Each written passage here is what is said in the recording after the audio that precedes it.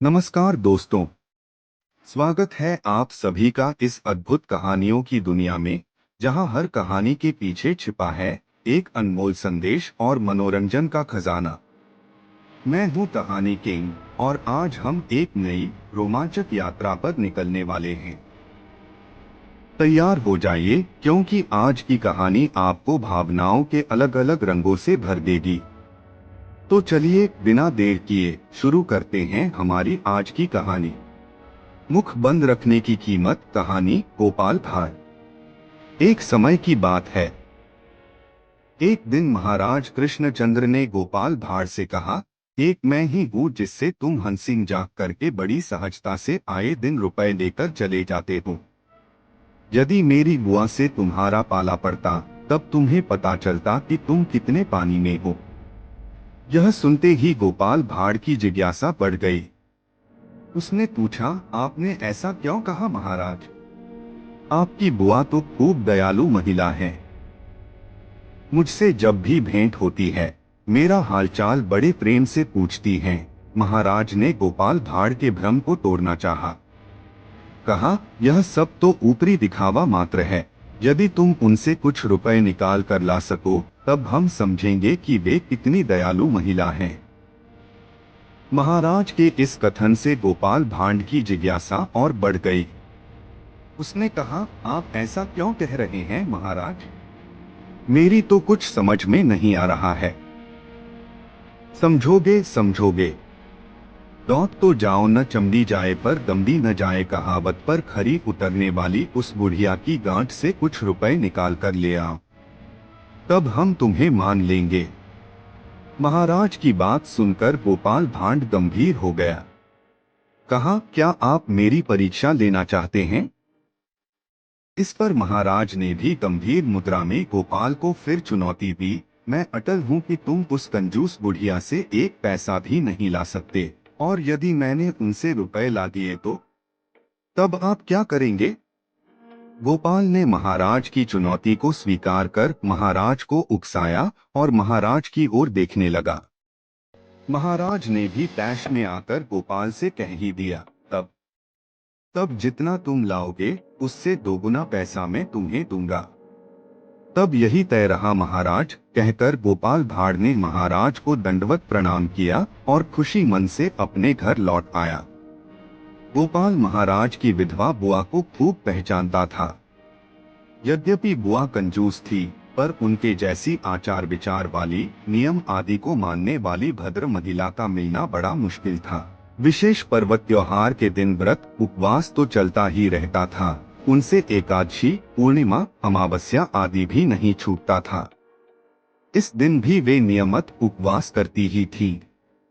आखिर इस प्रकार की निष्ठावती भद्र महिला को किस तरह से काबू में किया जाता है, गोपाल भाड़ अच्छी तरह जानता था।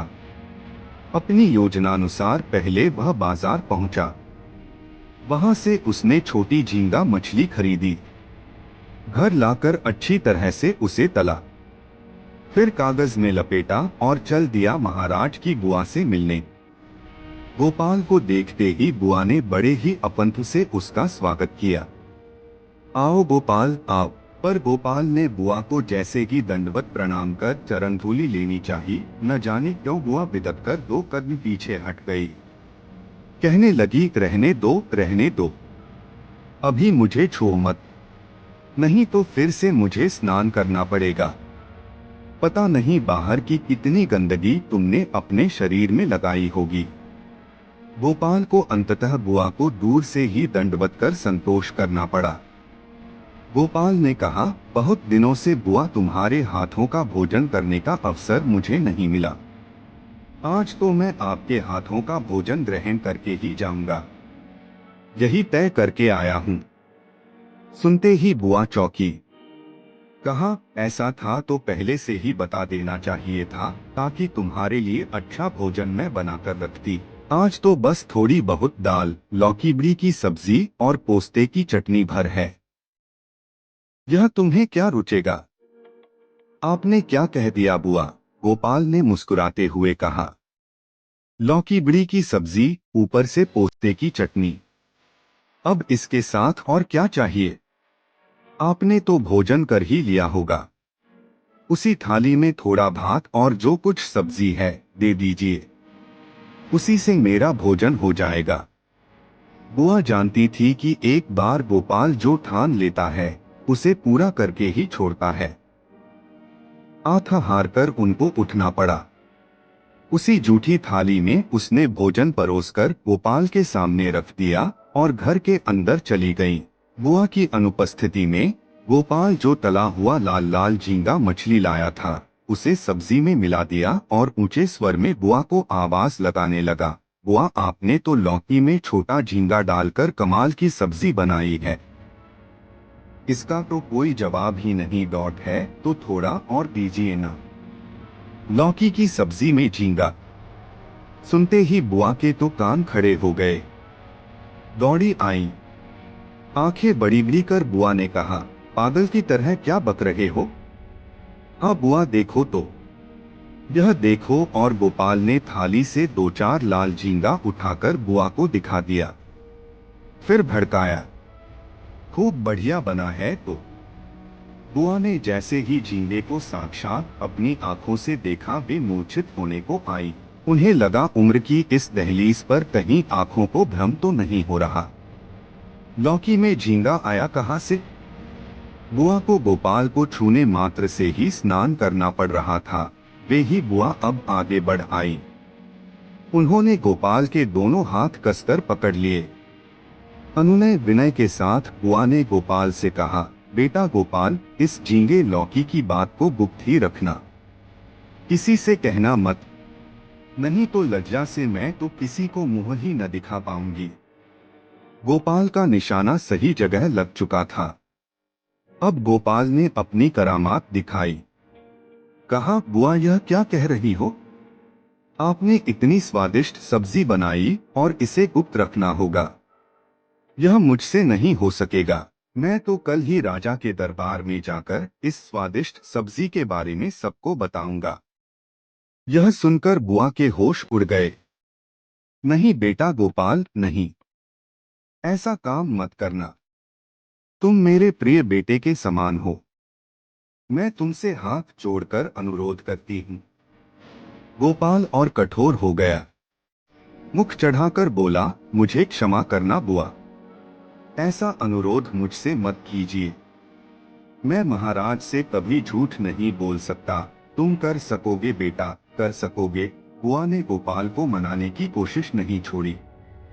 मैं तुम्हारे लड़कों को मिठाई खाने के लिए 10 रुपए देती हूँ। पर गोपाल सहज ही मानने वाला व्यक्ति नहीं था। आठ बुआ के हर अनुरोध पर वह अपना सिर नामे हिलाता रहा।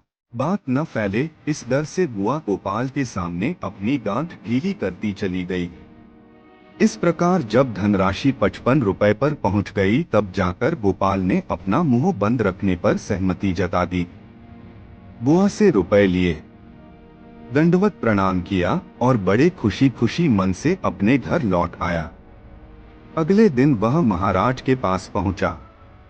राजा से एकांत में मिलकर उसने बुआ से पैसे निकलवाने की पूरी कथा विस्तार से सुनाई और महाराज से 110 रुपए ले लिए। फिर वह बाजार पहुंचा, जहां उसने एक लौकी, छोटी झींगा मछली और पोस्ता खरीदा। घर आकर स्वादिष्ट भोजन बनाने के लिए सब सामग्री पत्नी के हवाले की और स्नान करने ठाठ से पोखर की ओर चल पड़ा। मिलता हूँ दोस्तों अपनी अगली कहानी के साथ। तब तक आप सबको के यानी कहानी किंग का प्यार भरा नमस्कार। कृपया लाइक, शेयर और सब्सक्राइब जरूर करें।